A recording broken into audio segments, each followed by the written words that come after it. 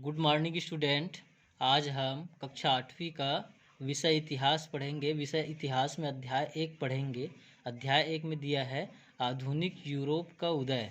आधुनिक यूरोप का उदय मतलब जो वर्तमान परिस्थिति में यूरोप का उदय कैसे कैसे हुआ आधुनिक काल में, इसके बारे में पढ़ेंगे। पढ़ते हैं ये बच्चों, इतिहास मानव के संपूर्ण क्रियाकलाप और घटनाओं का एक निरंतर क्या है, चलने वाला क्रम है। इतिहास जो है मानव के संपूर्ण क्रियाकलाप को चलने वाला सतत क्रिया है बोलते हैं। इसलिए जानकारी, समझ, अध्ययन और अध्यापन आदि की सरलता के लिए इतिहासकारों ने विश्व इतिहास को 3 कालों में विभाजित किया है, जो निम्नानुसार है।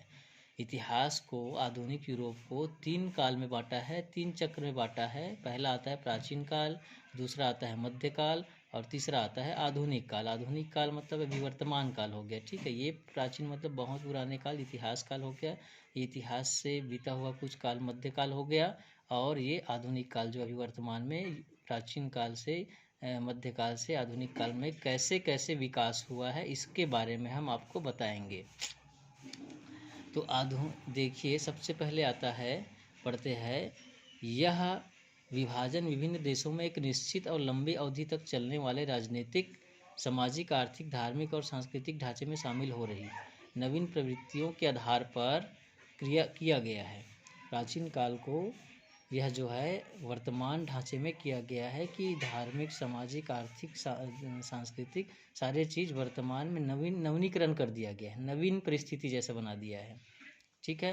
प्राचीन एवं मध्यकाल की चर्चा हम पिछली कक्षाओं में कर चुके हैं, मतलब 7वीं में कर चुके हैं बच्चों। अब हम आधुनिक काल के बारे में चर्चा करेंगे। आधुनिक काल का अर्थ वे सभी नवीन धाराएं, प्रवृत्तियां और क्रियाकलाप है जिन्होंने मानव जीवन को प्राचीन काल एवं मध्यकाल के भिन्न स्वरूप और सामाजिक मूल्य प्रदान किए हैं। तो यह जो विकसित रूप है, विकासशील रूप है, ठीक है जी। ये जो आधुनिक काल है, पढ़ते हैं इसके बारे में। आधुनिक काल की विशेषताएं, तर्क एवं बुद्धिवाद। यह जो है तर्क और बुद्धिवाद पर आधारित है। दूसरा मानववाद।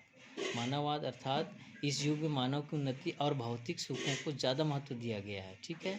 तीसरा आता है नवीन अन्वेषण। नवीन अन्वेषण में आधुनिक काल में भौगोलिक खोजों, विज्ञान की प्रगति, औद्योगिक क्रांति एवं राजनीतिक, सामाजिक विचारधाराओं की शुरुआत हुई।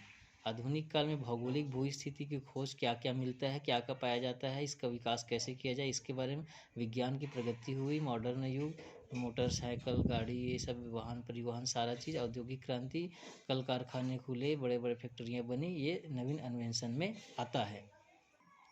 देखते हैं यूरोप का पूर्ण जागरण। यूरोप का पुनः निर्माण कैसे हुआ, देखते हैं। वैचारिक क्रांति। 15वीं शताब्दी में यूरोप में पूर्ण जागरण अर्थात वैचारिक क्रांति का आरंभ हुआ।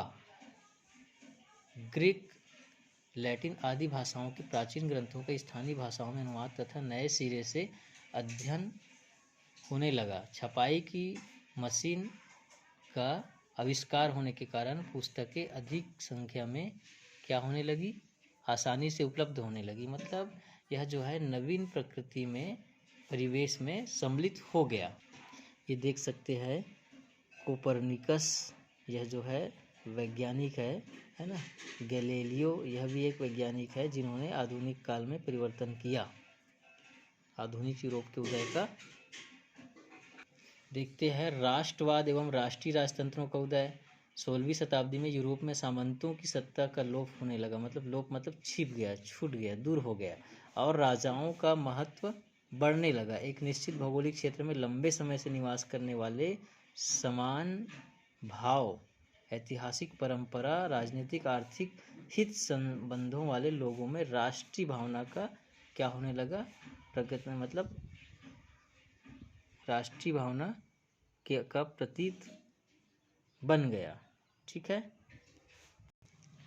उपनिवेशवाद की स्थापना, मतलब एक देश दूसरे देश पर कब्जा करने लगा, इससे बड़ी बड़ी फैक्ट्रियाँ स्थापित करने लगी, और एक देश अपने ही देश के लिए विकास करने लगा, दूसरे देश में जाकर अपने ही देश के लिए अधिक से अधिक धन अर्जित करने लगा। ये देख सकते हो आप 1850 में यूरोप में औद्योगिक क्षेत्र का दृश्य।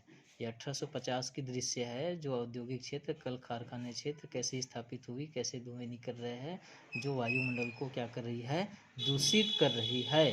तो यह कह सकते हैं तो वर्तमान में जो यूरोप का जो आधुनिक यूरोप का उदय जो है, फैक्ट्रियों में, कल कारखाने में, विकास में, प्रगति में, परिवहन, ट्रांसपोर्टिंग, ये सारी चीज़ में बदल गई। इससे पूर्व जो है ये सब सारी व्यवस्थाएं नहीं थी।